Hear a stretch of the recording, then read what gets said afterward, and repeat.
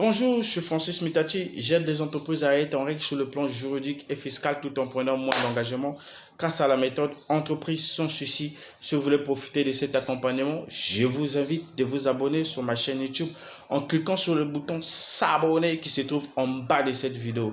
Dans cette vidéo, je vais vous parler de l'entrepreneuriat toujours et je vais vous parler dans cette vidéo de comment devenir entrepreneur et quelles sont les bonnes raisons de créer sa propre entreprise ici en Afrique.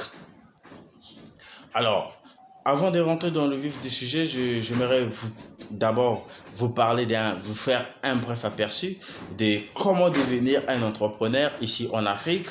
Et si vous êtes un entrepreneur, vous avez déjà entendu de nombreux arguments selon lesquels vous n'aurez pas dû démarrer votre entreprise. Trop de risques, la possibilité de s'endetter jusqu'au coût, une perte de sommeil, jamais une vie sociale, etc. En dépit de ce facteur dissuasif, les gens continuent d'être extrêmement attirés par le monde des startups, car il existe autant de raisons, sinon plus, de faire le grand saut et de devenir entrepreneur. Alors, voici quelques points pour devenir entrepreneur ici en Afrique. Nous en mentionnons ici quelques-uns. Le premier point, c'est le temps libre. Cela peut prendre du temps. Au début, vous travaillez de nombreuses heures pour gagner très peu, mais si vous prenez la bonne direction, vous commencez à maîtriser votre agenda et la liberté que vous donnerez, le fait d'être un entrepreneur sera impressionnante. Ça, c'est le premier point. Le deuxième point, c'est une histoire à raconter.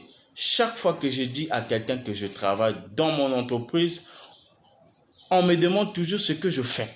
Comment je travaille et comment va l'affaire.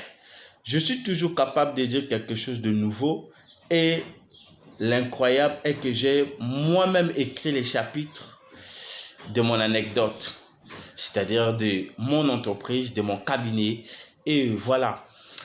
Ça, c'est le deuxième point. Le troisième point, c'est des avantages fiscaux. Vraiment, c'est très important.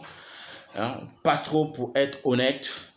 Et les entrepreneurs, y compris les pigistes, ont toujours la possibilité de profiter de certains avantages fiscaux. Beaucoup peuvent déduire des frais de déplacement, des reçus de resto,